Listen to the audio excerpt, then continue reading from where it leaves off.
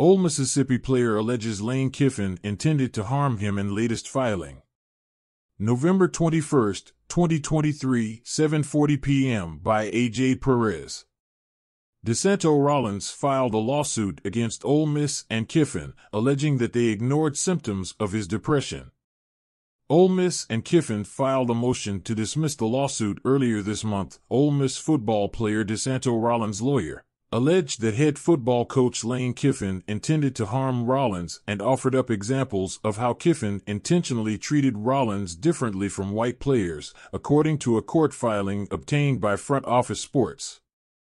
Rollins' attorney, Carol Edward Rhodes, made a series of rebuttals in a Tuesday filing in response to a motion to dismiss filed by Ole Miss and Kiffin, including how an unnamed Rebels kicker remained on the team after a positive drug test. All of Kiffin's actions and inactions were intentional, deliberate, malicious, grossly negligent, and taken in reckless disregard for the rights and mental health of Rollins, Rhodes wrote. All of the actions and inactions of employees of the Ole Miss Athletics Department were grossly negligent, and taken in reckless disregard for the rights and mental health of Rollins. Kiffin was malevolently ingenious in the manner he discriminated against Rollins.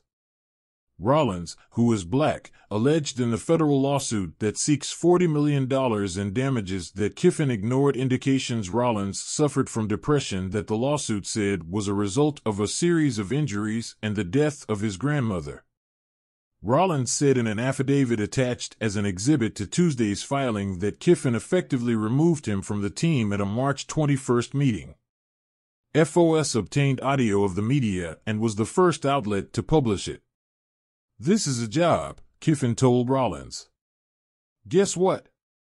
If I have mental issues, and I'm not diminishing them, I can't not see my F.I.N.G. boss when you were told again and again the head coach needs to see you."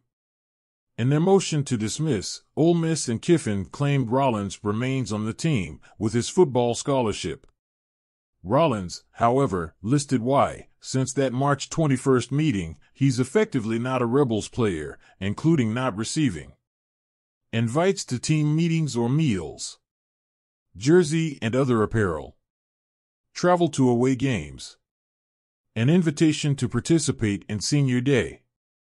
Rollins alleged in the September lawsuit that white athletes didn't face repercussions when they sought to take a break from their teams while dealing with depression, according to the lawsuit. In a motion to dismiss they filed earlier this month, Kiffin and Ole Miss presented several legal arguments explaining why they believe the case should be dismissed.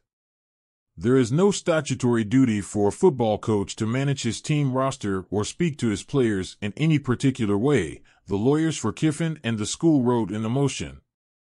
To the contrary, Mississippi courts have recognized that coaching decisions are largely discretionary because coaches know their players and must be able to control their teams. The motion to dismiss also stated it cannot be said Kiffin discriminated against Rollins, minus examples that show Kiffin treated white and black players differently.